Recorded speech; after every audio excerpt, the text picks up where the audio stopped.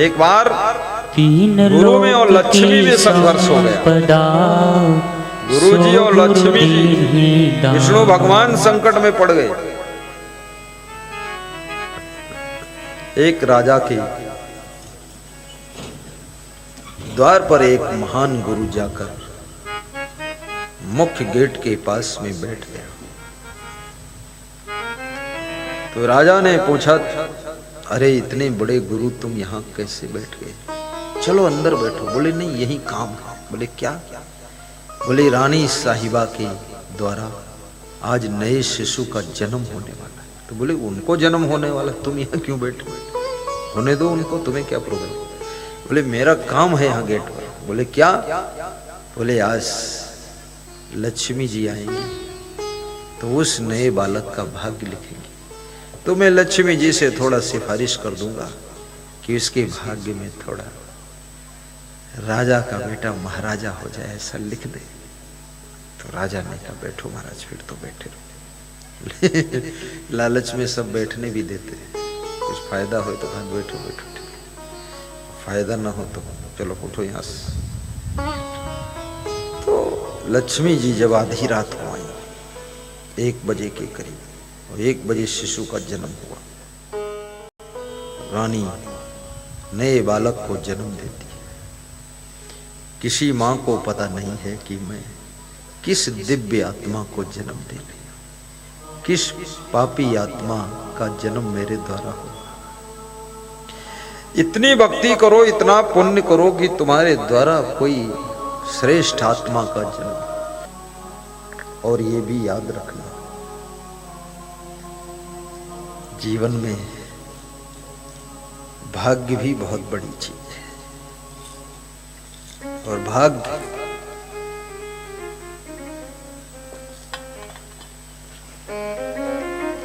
भगवान नहीं बनाता है, ये भी ध्यान रखना। कर्मण्येषु का रास्ता, कर्म से भाग्य बनता है। कर्म कौन करता है? सभी लोग अपना अपना कर्म करते हैं। किसी का कर्म, आपका कर्म स्वतंत्र है। स्वयं कर्म करो त्यात्मा स्वयं तत्फल मसनते, नीति शास्त्र है ये। स्वयं कर्म करो त्यात्मा स्वयं तत्फल मसनते, स्वयं भ्रमंत संसारे स्वयं तस्माद् विमुच्यते। जीव कर्म यापे करे फलहु भोगते आप भ्रमत संसार में मुक्त लाहत है। ये जो आपको पति मिला है, जैसा भी मिला है, वो आपके कर्म का फल जो भाग्य है, उसी भाग्य से वो मिला है। आपको जो पत्नी मिली है, वो भी आपके कर्म के फल भाग्य से ही मिली है। जो आपको बेटा बेटी माँ बाप मिलते हैं, सब कर्म के फल के प्रभाव जो भाग्य है ना, उसी से मिलते हैं। पड़ोसी भी मिलता है अगर, ये भी कर्म फल का भाग्य है। सबको पड़ोसी दुष्ट नहीं मिलते हैं, और सबको पड़ोसी अच्छे नहीं मिलते हैं, और सबको पत्नी अच्छी नहीं मिलती है, सबको दुष्ट भी नहीं मिलती है, और सबको पति भी अच्छे नहीं मिलते हैं। मिलते तो हैं सभी को पतिवती, लेकिन किसी को ऐसे पति मिलते हैं बिल्कुल रावण जैसे, रोज गरजते रहते हैं, शराब पीते हैं, और अपनी पत्नी को बोलते भी कि मैं रावण हूं। तो पत्नी हंसती है और कहती है, मैंने कब कहा तुम राम हो? मैं तो ठीक से जानती हूं तुम रावण हो।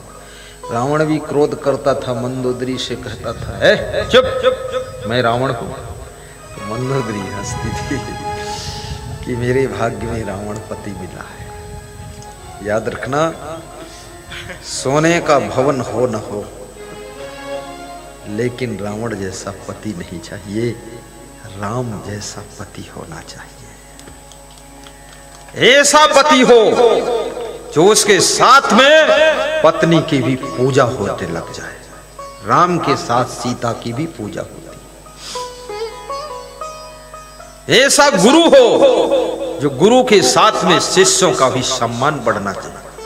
एरा गैरा नथु खैरा लगैरा पगैरा वगैरह झगैरा भड़भूजा गुरु बना के बैठे फालतू, न खान पान सही है, न विचार सही है, न वैराग्य सही है।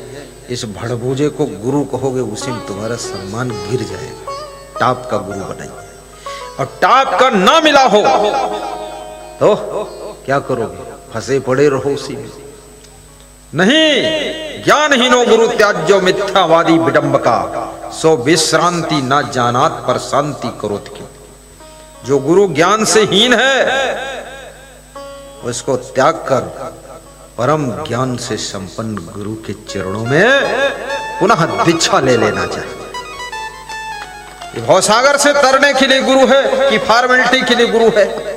अरे भूल से टूटी फूटी नाव पर बैठ गए, पता चल गया टूटी है, अरे उछल के कूद के अच्छी नाव पर बैठो, नहीं डूब जाओगे फालतू। दयाराम करेरा वाले ये कूद के बैठ गए। वो प्रोफेसर है, विज्ञान का प्रोफेसर, वो साधारण नहीं, बहुत महान व्यक्ति, विद्वान, लेकिन उसका गुरु भी कोई दूसरा था। मेरे से चुपके से पूछा कि बदल दूं? हमने कहा चुपके से बदल दो, झंझट कर मारो, गोली पार करो, ठहरो। बदल दिया उसने, झंझट खत्म हो गया, फालतू चिथड़ फंसे रहो। बस गुरु तो कल्याण के लिए होता है, कोई फॉर्मेलिटी के लिए थोड़ी। लेकिन याद रखना,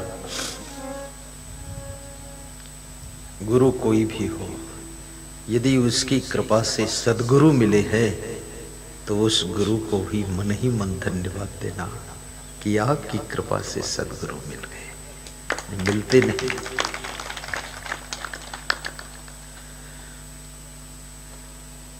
गाइए, क्या गाना, क्या गा रहे थे? जो गा रहे थे वो गाओ।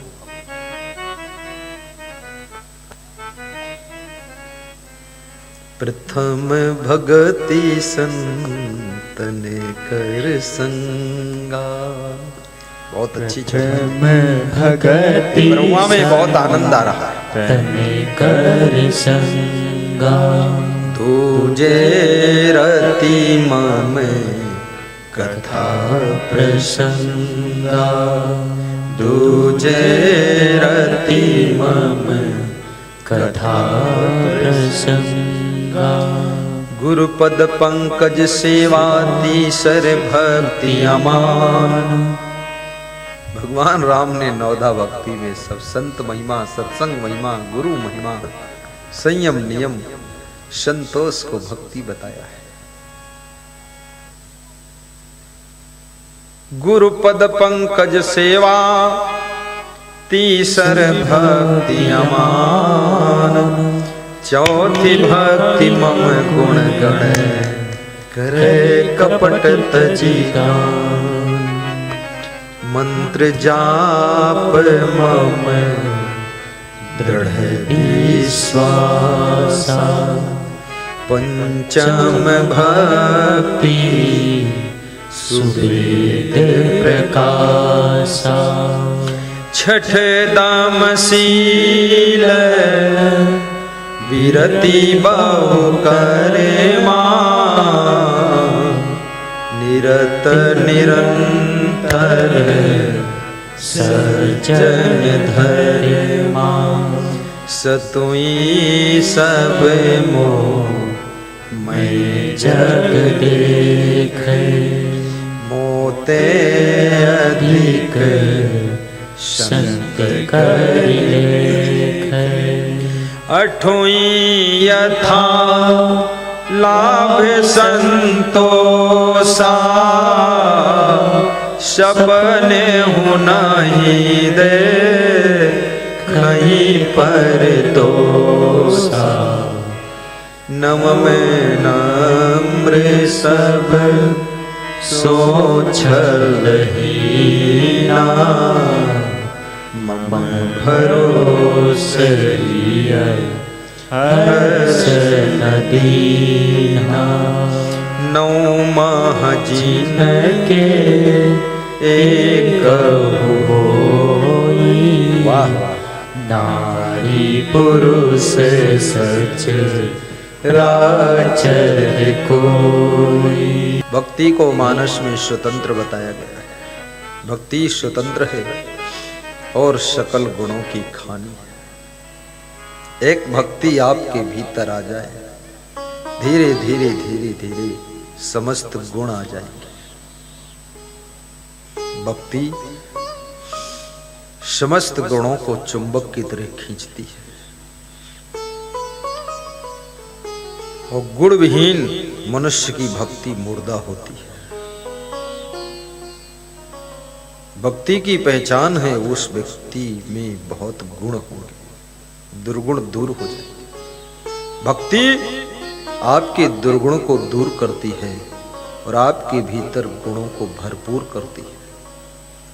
यदि आपके दुर्गुण दूर नहीं हो रहे हैं तो आपकी भक्ति झूठी है, आपकी भक्ति में जान नहीं है, आपकी भक्ति केवल दिखावापन है। भक्ति दुर्गुणों को दूर कर देती है। हमारी महान भक्त कह रहे थे, मुझे बहुत क्रोध आता था, जब से भक्ति मिली है 90% क्रोध का दुर्गुण दूर हो गया। अब थोड़ा बचा है, वो भी धीरे धीरे दूर हो रहा है। बोले पहले तो कुछ पूछो मत गुरुदेव, पूरा भस्मासुर हो जाता था।